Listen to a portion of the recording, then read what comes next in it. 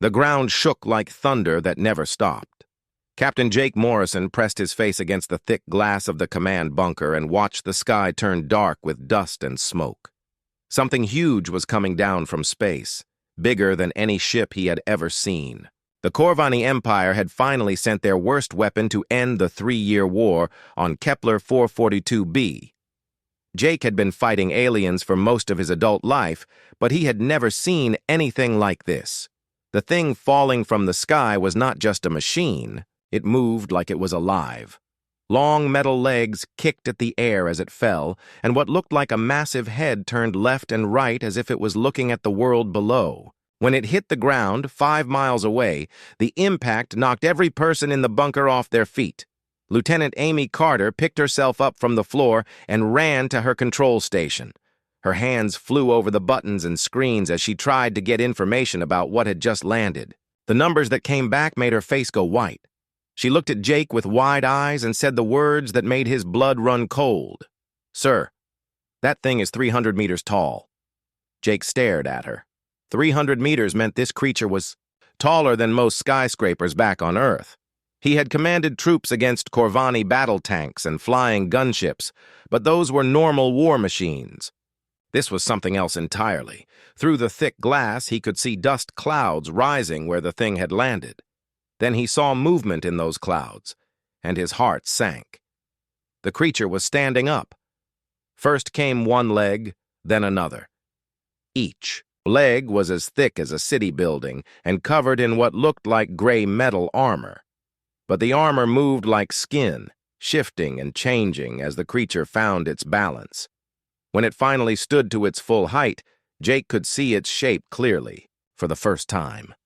It had a long body like a giant lizard, but walked on 4 legs like a massive dog. Its head was huge and filled with teeth that gleamed like knives in the afternoon sun. "Get me Colonel Pete Hammond on the radio right now," Jake ordered. His voice stayed calm, but inside he was fighting panic. This was not what they had prepared for. The Colonial Defense Force had good weapons and brave soldiers, but they were set up to fight other soldiers, not monsters from nightmares. Colonel Hammond's voice crackled through the radio speakers. "Morrison, are you seeing this thing? My scouts are telling me it just destroyed the entire West Side military base by walking through it, not attacking it, just walking through it like it was made of paper." Jake watched through his scope as the creature took its first steps toward the human settlements. Each footstep left a crater in the ground 20 meters wide. Where its feet came down, buildings disappeared. Trees were crushed flat. Even the roads cracked and split apart. The thing moved slowly but with purpose, like it knew exactly where it wanted to go.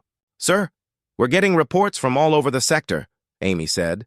Her voice shook as she read from her screen. "The creature is heading straight for Riverside Colony. We have 40,000 civilians there, including families with children." Jake felt sick. Riverside Colony was supposed to be safe, far behind the front lines where the real fighting happened. It was where soldiers sent their families to wait out the war. Now this monster was walking straight toward them, and nothing they had could stop it. The creature's head turned toward their bunker, and for one terrible moment Jake thought it was looking right at him. Its eyes were like burning stars, bright and angry. When it opened its mouth, a sound came out that was louder than any explosion Jake had ever heard. The thick glass in front of him cracked, and every person in the bunker covered their ears and screamed. "All units, fall back to defensive line, Charlie." Colonel Hammond's voice came through the radio. "I repeat, all units fall back now. Do not engage the target. I say again, do not engage." Jake knew what that meant. Defensive line Charlie was their last hope, the final ring of defenses around New Haven City. If they lost that, there was nowhere else to go. The evacuation ships could only take a few thousand people, and there were over 200,000 humans on this planet. Amy was crying now as she coordinated the retreat. "Sir, the creature just walked through our main artillery position like it wasn't even there. Our biggest guns hit it square in the chest, and it didn't even slow down." Through his scope, Jake watched the monster continue its slow march toward the human settlements. It stepped on a tank, crushing it flat without seeming to notice. A group of fighter jets screamed overhead and fired every missile they had at the creature's head. The explosions lit up the sky like fireworks, but when the smoke cleared, the monster was still walking. It didn't even look up. Jake Morrison had been a soldier for 20 years. He had fought in battles on 6 different worlds and had never once considered retreat. But as he watched this creature destroy everything humans had built on Kepler 442b, he finally understood what true helplessness felt like. They were not fighting a war anymore. They were running from the end of the world. The nuclear flash lit up the morning sky like a second sun. Jake Morrison shielded his eyes and watched the mushroom cloud rise where they had dropped their most powerful bomb directly on the creature's head. For 30 seconds, nobody in the command bunker spoke. They all held their breath and hoped that maybe, just maybe, they had finally killed the monster. Then the wind cleared the smoke away, and their hopes died. The creature was still standing. Its gray armor had turned slightly darker, but otherwise, it looked exactly the same. As Jake watched in horror, the thing opened its mouth and let out another one of those terrible roars. This time, something different happened. A wave of blue energy burst out from the creature's body in all directions. Every radio went dead. Every computer screen went black. Even the lights in the bunker went out. "Emergency power," Jake shouted in the darkness. Red lights came on a few seconds later, but most of their equipment stayed dead. Amy Carter was hitting buttons on her control panel, but nothing worked. "Sir, that energy blast knocked out everything electronic within 10 miles, she said. "Our vehicles, our weapons, our communications, everything." Colonel Hammond's voice came through on one of the few radios that still worked. "Morrison, we just tried kinetic bombardment from the orbital station. Dropped a tungsten rod right on that. Thing's back. The rod bounced off like we threw a pebble at a mountain." Jake felt the last of his hope slip away. Kinetic bombardment could punch through 50 meters of solid steel. If that couldn't hurt the creature, nothing in their arsenal could. He thought about all the battles he had won, all the enemies he had defeated, and realized none of it mattered. Now, this was not an enemy they could fight. Dr. Lisa Parker arrived at the bunker 3 hours later in a battered jeep that had somehow survived the energy blast. She was the colony's chief scientist, an expert on alien life forms who had studied creatures from dozens of different worlds. Jake hoped she might have some idea about how to stop this monster, but the look on her face told him she was just as confused as everyone else. "I've been watching it through my scopes," she said as she set up her equipment. "This thing doesn't behave like any weapon I've ever seen. When we attacked it from 3 sides at once, it looked confused. It turned its head back and forth like it couldn't decide which threat to focus on." Amy looked up from her radio. "Ma'am, with respect, confusion or not, it's still heading straight for Riverside Colony. Our scouts report it will reach the civilian shelters in 6 hours. Lisa nodded, but kept working with her instruments. "I'm not saying it's not dangerous. I'm saying something about its behavior patterns doesn't make sense for a military weapon. Watch this." She pulled up a recording on her tablet showing the creature walking through a forest. "See how it steps around the really big trees but walks right through the small ones? That's not tactical thinking. That's more like territorial behavior." Jake stared at the recording. He didn't understand what Lisa was seeing, but he trusted her judgment. She had saved human lives before by understanding how alien creatures thought. "What are you saying, Doc?" "I'm saying maybe we're thinking about this all wrong," Lisa replied. "We keep calling it a weapon, but what if it's actually some kind of living creature that's been turned into a weapon? The Corvani are masters of biotechnology. They could have taken some massive animal and modified it for war." The idea seemed crazy to Jake, but then again, everything about this situation was crazy. "Even if you're right, how does that help us? It's still going to kill everyone in Riverside Colony." Before Lisa could answer, Sergeant Ben Miller's voice came through the radio. He was leading the evacuation of the civilian areas, moving families to the emergency shelters deeper underground. His voice sounded tired and scared. "Command, we've got a problem here. Some of the civilians don't want to leave their homes. They think the underground shelters will be death traps if that thing steps on them." Jake rubbed his eyes. He couldn't blame the civilians for being afraid. The shelters were strong, but not strong enough to survive having a 300-meter monster step on them. "Sergeant Miller, just do your best to convince them. That's all any of us can do right now." "Yes, sir. But there's something else. One of the kids here has been watching the creature through binoculars, and he's saying some pretty strange things about it." "What kind of strange things?" "He says it moves like his old dog used to move when it was scared. Kid's name is Danny Cooper. Lost his parents in the first attack, but he's been calm as anything ever since. Keeps talking about how the monster reminds him of his family pet." Jake almost laughed, but there was nothing funny about their situation.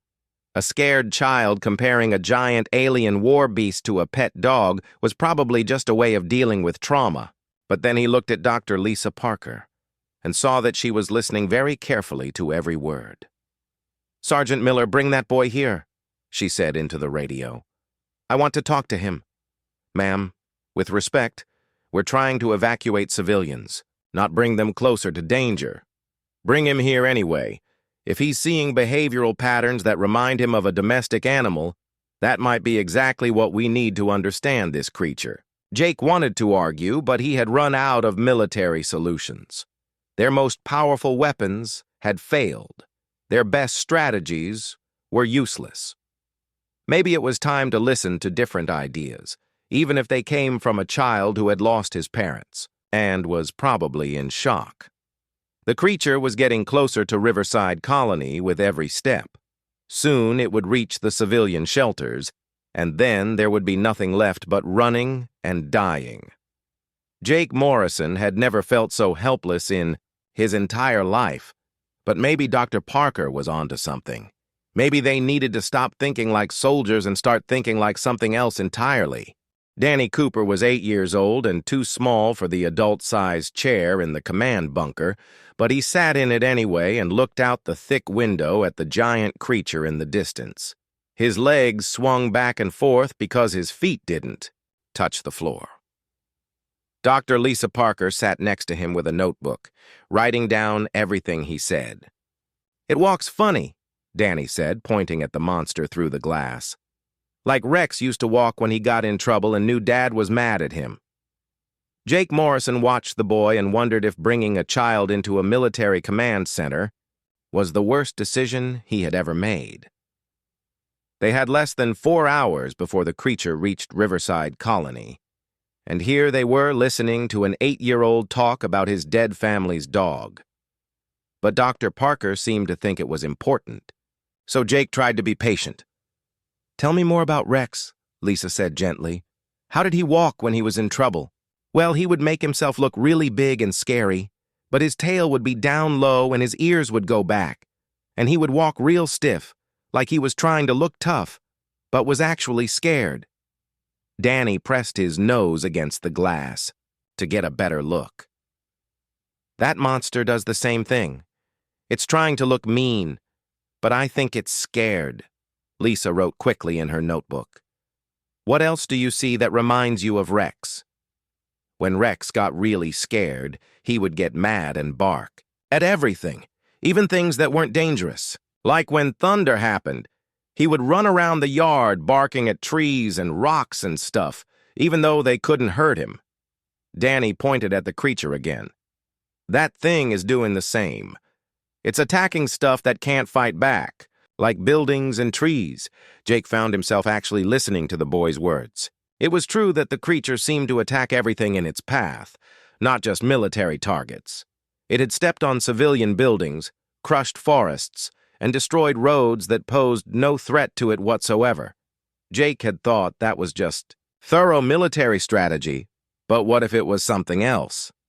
"Danny, when Rex was scared like that, was there anything that helped him calm down?" Lisa asked. The boy thought for a moment. Mom used to get down on his level and talk to him in a quiet voice, and Dad would sometimes give him a command in a firm voice like, sit or stay, and that would snap him out of it. Rex was a good dog. He just got confused sometimes. Amy Carter looked up from her radio with a confused expression. Ma'am, are we seriously considering that this 300-meter alien war machine is like a scared pet? Before Lisa could answer, Colonel Hammond's voice came through the speaker. All units, we just tried chemical weapons. Deployed our entire stock of nerve gas directly in the creature's path. It walked right through the cloud like it was fresh air. Whatever this thing is, it doesn't breathe the same way we do. Jake felt another piece of hope die. Chemical weapons were their last conventional option. Now they were down to desperate measures and crazy theories. He looked at Danny Cooper, who was still watching the creature with the same calm attention he might give to a nature documentary. Doc, even if the kid is right and this thing is some kind of modified animal, how does that help us? We can't exactly walk up to it and pet it behind the ears. Lisa tapped her pen against her notebook. Maybe we can't pet it, but we might be able to communicate with it. Animal behavior follows predictable patterns, even in modified creatures. If the Corvani took some massive animal and turned it into a weapon, they probably couldn't completely erase its natural instincts. What kind of instincts? Amy asked. Pack behavior, territorial responses, threat assessment. The creature might be programmed to attack, but underneath that programming, it might still respond to certain stimuli the way its original species would have. Danny suddenly sat up straighter in his chair. Look! Look! It's doing the thing Rex used to do! Everyone in the bunker turned to look out the window. The creature had stopped walking and was turning its massive head from side to side, like it was listening for something. Its huge ears, which Jake hadn't noticed before, were twitched forward. Rex did that when he heard something he wasn't sure about, Danny explained. Like when a car came up the driveway, but he couldn't tell if it was someone he knew or a stranger. Lisa was writing frantically now. It's showing uncertainty behavior. That supports the theory that it's not just a programmed weapon, but a living creature with natural responses. Jake grabbed the radio. All units, cease fire immediately. Do not make any threatening moves toward the creature. I want complete silence on all frequencies. Sir, are you sure about that? Colonel Hammond's voice sounded doubtful. No, I'm not sure about anything anymore, but our guns don't work on this thing anyway, so we might as well try something different. For the next 10 minutes, the human forces stayed completely silent. No radio chatter, no engine noise, no weapons fire. The creature continued to turn its head and listen, and then something remarkable happened. It sat down. Danny clapped his hands together. See, just like Rex. When everything got quiet, he would relax a little bit. The creature was still sitting, but now it was looking directly at their bunker. Jake felt a chill run down his spine as those burning eyes focused on their position. The monster was 3 miles away, but somehow Jake felt like it was studying him personally. It knows we're here, Amy whispered. Of course it knows we're here, Lisa said. But look at its posture. It's not in an attack position. It's in an assessment position, trying to figure out what we are and whether we're a threat. Jake stared at the sitting creature and felt his understanding of the situation shift. For 3 days, he had been thinking of this as a battle between human technology and alien weapons. But what if it was actually a frightened animal that had been forced to fight a war it didn't understand? What if the real enemy wasn't the creature itself, but whatever the Corvani had done to it? Danny, he said quietly. If Rex was this scared and confused, what would your family do to help him? The boy thought carefully before answering. We'd show him we weren't going to hurt him. And then we'd give him a job to do, something that made him feel useful and safe. Jake looked at Dr. Lisa Parker. Doc, is there any chance this crazy plan of yours might actually work? I don't know, she admitted. But Captain, we're out of conventional options. Maybe it's time to try something unconventional. Dr. Lisa Parker worked through the night while the creature remained sitting in the same spot 3 miles away. She had borrowed every piece of scientific equipment she could find and turned the command bunker into a makeshift laboratory. Danny Cooper had fallen asleep in his chair, but Jake Morrison stayed awake to watch both the scientist and the monster. "I've been analyzing the sound recordings from when it roared," Lisa said, showing Jake a series of wavy lines on her computer screen. "There are patterns here that match distress calls from several Earth animals. Whales, elephants, even some large birds. It's like this creature is trying to communicate but doesn't know how." Jake studied the screen, though the technical details were beyond him. "What are you saying, Doc?" "I'm saying the Corvani might have taken a naturally social creature and isolated it, modified it, and forced it to fight alone. That would explain why it seems confused and aggressive. It's not just a weapon, it's a traumatized animal." Amy Carter had been monitoring communications all night. "Ma'am, we're picking up some strange signals, not from our equipment, but from the creature itself. It's like it's broadcasting on multiple frequencies." Lisa rushed to Amy's station and plugged in her analysis equipment. After a few minutes of studying the signals, she looked up with excitement. "It's trying to find others of its kind. These are contact calls, the kind animals use to locate members of their species." Jake felt a mix of hope and sadness. If the creature was looking for others like itself, that meant it was alone and probably lonely, but it also meant Lisa's theory was getting stronger. "Can we respond to it somehow?" "Maybe. I've been working on modifying our communication array to broadcast calming frequencies, the same kind of sounds we use to calm animals in veterinary clinics back on Earth."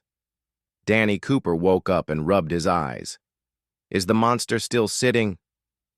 "Yes, it hasn't moved in 6 hours, Jake told him. "Dr. Parker thinks you were right about it being scared." The boy climbed down from his chair and looked out the window. The sun was coming up, and in the morning light the creature looked less terrifying and more sad. Its huge head was drooped low and its shoulders sagged like it was tired. "Rex used to sit like that when he was waiting for Dad to come home from work," Danny said quietly, like he was hoping someone would come take care of him.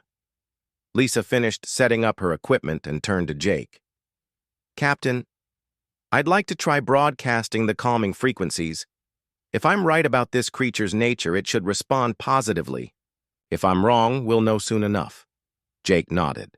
They were down to 2 hours before the creature would reach Riverside Colony if it started moving again. "Do it." Lisa activated her modified communication array and began broadcasting a series of low, rhythmic tones. The sounds were barely audible to human ears, but Jake could feel them vibrating through the floor of the bunker. They waited and watched the creature for any sign of response. At first, nothing happened. Then, slowly, the creature's head began to rise. Its ears twitched forward, and it turned to look directly at their bunker again. But this time, there was something different in its posture. The aggressive stance was gone, replaced by what looked like curiosity. "It's working," Amy whispered. "Look at how it's holding itself. Less threatening, more alert." The creature stood up, but instead of resuming its march toward the colony, it took a step toward their bunker, then another. Jake felt his heart race as the monster began walking in their direction, but Lisa grabbed his arm. "Don't be afraid. This is good. It's approaching to investigate, not to attack. See how slowly it's moving? That's cautious curiosity, not aggression." Danny pressed his face against the window again. "It wants to see what's making the nice sounds. Rex did the same thing when Mom played music." The creature continued its slow approach, and with each step Jake could see more details about its construction. Up close, it was even more obviously a fusion of living tissue and mechanical parts. Its skin moved and shifted like it was breathing, but metal plates were embedded along its spine and limbs. Cables and tubes ran along its neck like artificial veins. "My God," Lisa breathed. "Look at what they did to it. That's not armor, those are life support systems. They've completely modified its biology." When the creature was about half a mile away, it stopped again and lowered its head toward the bunker. Jake could see its eyes clearly now, and what he saw there made his chest tight with emotion. The burning anger was gone, replaced by something that looked unmistakably like intelligence and pain. "It's been suffering," Danny said simply. "Just like Rex when he got hurt and couldn't tell anyone where it hurt." Colonel Hammond's voice came through the radio, sounding panicked. "Morrison, that thing is heading straight for your position. We can extract you in 5 minutes." "Negative, Colonel. Stand down all forces and maintain distance. We're attempting communication." "Captain, have you lost your mind?" Jake looked at the creature, which was now close enough that he could hear its breathing through the thick walls of the bunker. Each breath sounded labored and painful, like the mechanical modifications were fighting against its natural biology. "Maybe. I have lost my mind, Colonel, but conventional tactics haven't worked. We're trying something different." Lisa was adjusting her equipment, adding new frequencies to the calming broadcast. "I'm detecting stress hormones in its biochemical emissions. This creature is in constant pain, probably has been since the Corvani modified it." "Can you help it?" Danny asked. "I don't know, but I think I can make it understand that we want to help rather than hurt it." The creature was now close enough that when it lowered its head, Jake could see individual scars and surgical marks on its skin. The Corvani had done terrible things to turn this animal into a weapon, and Jake began to understand that they weren't fighting an enemy so much as trying to rescue a victim. "Danny," he said quietly, "if this creature is like Rex, and if we can make it understand we're friends instead of enemies, what do you think would happen?" The boy thought for a moment. "Rex always wanted to protect our family once he trusted us. Maybe this creature would want to protect humans too, if it knew we were good people."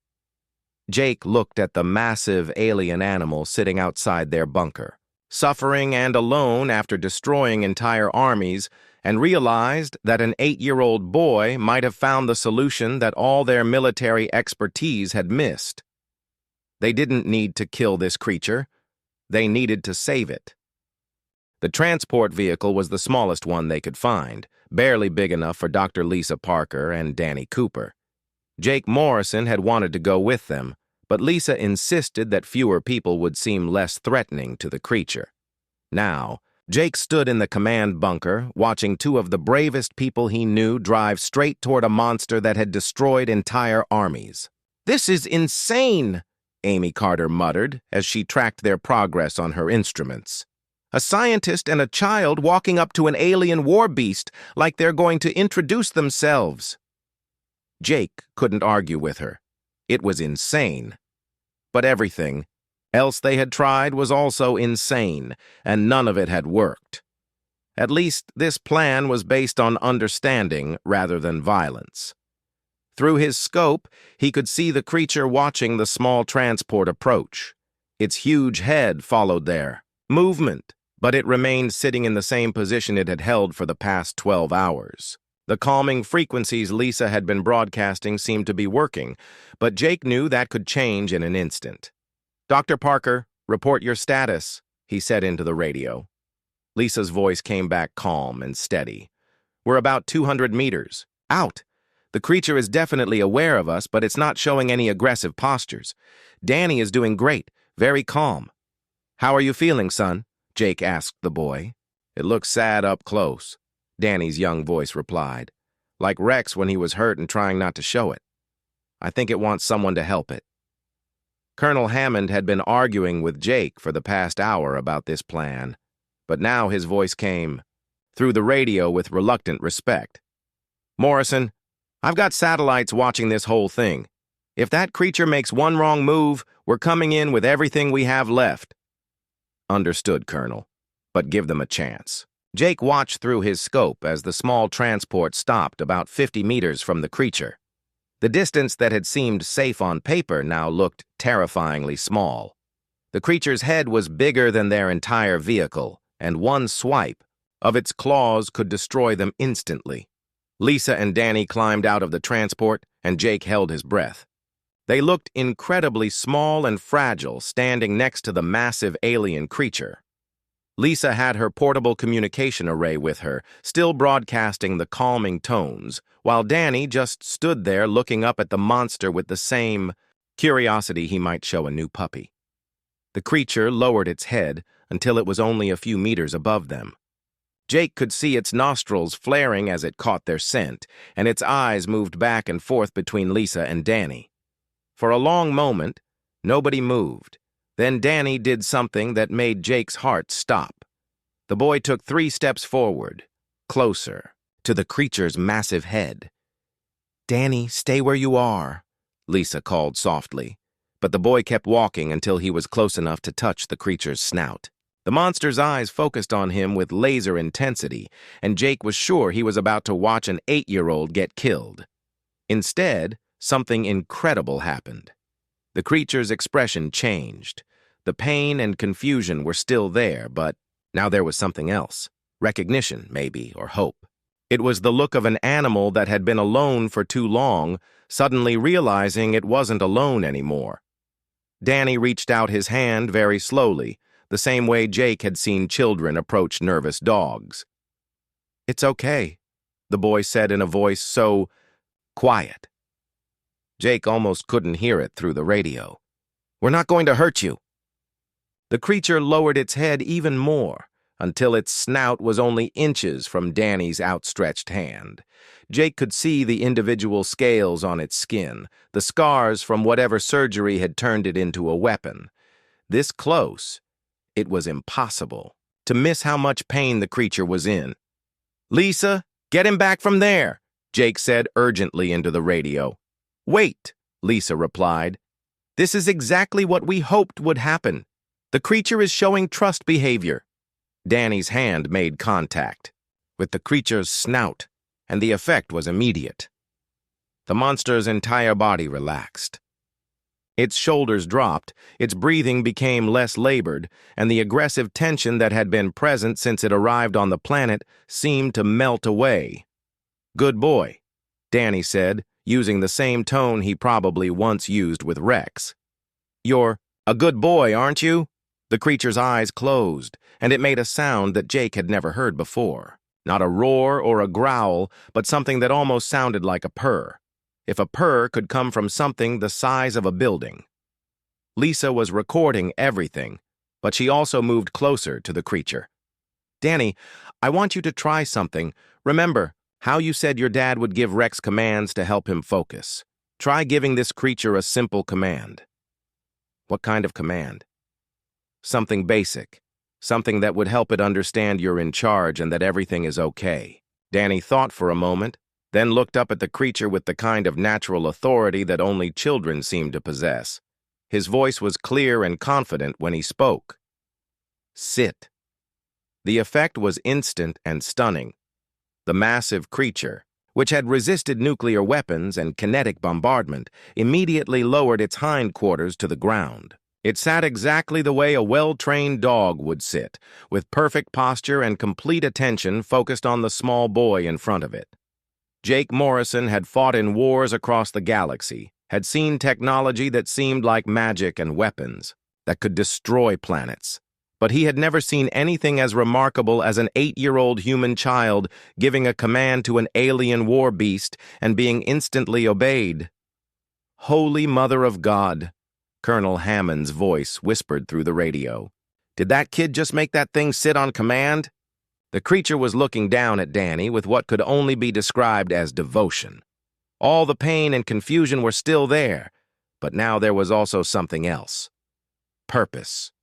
For the first time since it had arrived on Kepler 442b, the creature looked like it knew where it belonged. Danny reached up and patted the creature's snout again. "Good boy," he said simply. "You're a very good boy."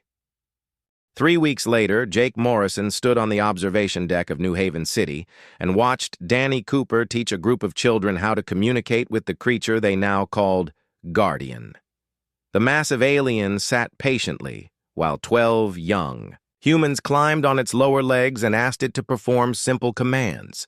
It responded to each child with the same gentle attention it had shown Danny, during that first miraculous encounter. Dr. Lisa Parker had spent those 3 weeks studying Guardian and learning about the horrible things the Corvani Empire had done to create their ultimate weapon. The creature had originally been a peaceful herbivore from a world the Corvani had conquered 50 years ago. They had taken infant animals of this species, modified their bodies with mechanical parts, and programmed them for war through a combination of surgery, drugs, and psychological conditioning.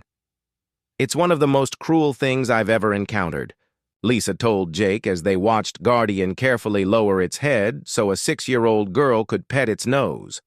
"They took naturally gentle creatures and tortured them into becoming weapons. Guardian probably doesn't even remember its original home or family." Jake nodded, but he was more interested in watching the creature's behavior now than dwelling on its tragic past. Guardian had not shown a single sign of aggression since Danny's first contact. Instead, it seemed genuinely happy to be around humans, especially children. It was as if finally having a purpose other than destruction had healed something deep in its damaged psyche. "The Corvani have been trying to contact Guardian for weeks," Amy Carter reported as she joined them on the observation deck. "Every day they broadcast control signals trying to reactivate its combat programming, but Guardian just ignores them completely." "Because it has a new pack now," Danny said, climbing down from Guardian's leg where he had been adjusting one of the creature's mechanical components. Over the past weeks, the boy had become Guardian's primary caretaker, learning which systems needed maintenance and which foods the creature preferred. It doesn't want to listen to the bad people anymore. That was the most remarkable part of the whole situation. Guardian's bond with the human colonists, and especially with Danny, had completely overridden its military programming. The Corvani had spent decades conditioning it to follow orders and attack targets, but 3 weeks of kindness and companionship had undone all of that conditioning. Colonel Hammond arrived with the morning reports from the orbital stations. "The Corvani fleet is still out there, but they're keeping their distance. My guess is they don't understand what happened to their superweapon, and they're afraid to get close enough to find out." Jake smiled at that. The Corvani Empire had built their reputation on terror and overwhelming force. They probably couldn't comprehend that their ultimate weapon had been neutralized not by superior firepower, but by the simple kindness of a human child. "Sir, we're getting reports from other worlds," Amy continued. "Word is spreading about what happened here. Some of the other colonies that are fighting Corvani forces are asking if we can teach them our methods." "Our methods," Jake repeated, with amusement. "You mean having 8-year-olds pet giant monsters?" "Actually, it's more sophisticated than that," Lisa interjected. "Danny's approach worked because it was based on understanding Guardian's true nature rather than just trying to destroy it. We've been sharing our research with xenobiologists across human space. If the Corvani have other creatures like Guardian, maybe we can save them too." Danny had moved on to teaching a new group of children, showing them how to read Guardian's body language and respond appropriately to its needs. The creature seemed to enjoy having so many small humans to protect and care for. Jake had watched it gently move children out of harm's way when they got too close to dangerous equipment, and once he had seen it use its massive body to shield a playground from a thunderstorm. The remarkable thing is how quickly Guardian adapted to its new role, Lisa observed. Within days of making contact with Danny, it started exhibiting protective behaviors toward all the human colonists. It's like its natural instincts were just waiting for a chance to express themselves properly. A communication alert chimed, and Amy checked her tablet. "Sir, we're getting a message from Earth Command. They want a full report on our unconventional solution to the Corvani threat." Jake laughed. "Tell them we'll send a complete report, but they probably won't believe it. How do you explain in a military briefing that the key to victory was treating the enemy weapon like a lost pet?" As if responding to his words, Guardian turned its massive head toward the observation deck and made the gentle rumbling sound that the children had learned meant contentment. Danny waved at the creature, and Guardian carefully lifted one enormous, claw to wave back, a gesture it had learned from watching human interactions. "You know what the best part is?" Danny said, climbing up to join the adults on the observation deck. "Guardian told me through the feeling talk that there are others like it out there, other creatures the bad aliens made into weapons, and now that it remembers how to be happy. It wants to help them remember too." Lisa looked intrigued. "Feeling talk? It's hard to explain," Danny said. "Guardian can share emotions and pictures in my mind. It showed me other creatures like it, all sad and angry and confused. But it thinks if we can find them and show them kindness like we showed it, they might remember how to be good too." Jake looked out at Guardian, surrounded by laughing children and finally at peace after decades of forced violence. The creature that had once destroyed entire armies was now carefully helping a toddler tie her shoes with the tip of one massive claw. "So, this is just the beginning," he said quietly. "I think so," Lisa agreed. "Guardian isn't just our protector now. It might be the key to saving others like it and maybe even ending the Corvani Empire's reign of terror." Danny nodded seriously. "Guardian says the bad aliens are afraid now because they never thought their weapons could choose to be good instead of mean.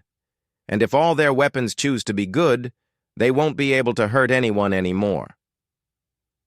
As the sun set over Kepler 442b, Jake Morrison watched a human child and an alien warbeast play together in perfect harmony and realized that sometimes the most important victories had nothing to do with superior firepower. Sometimes they came from simply recognizing that beneath every monster was a creature that just wanted to be loved. Guardian settled down for the evening with a contented rumble, and Danny curled up against its warm side to read a storybook. The creature that had once been the galaxy's most feared weapon listened intently to every word, finally learning what it meant to be part of a family.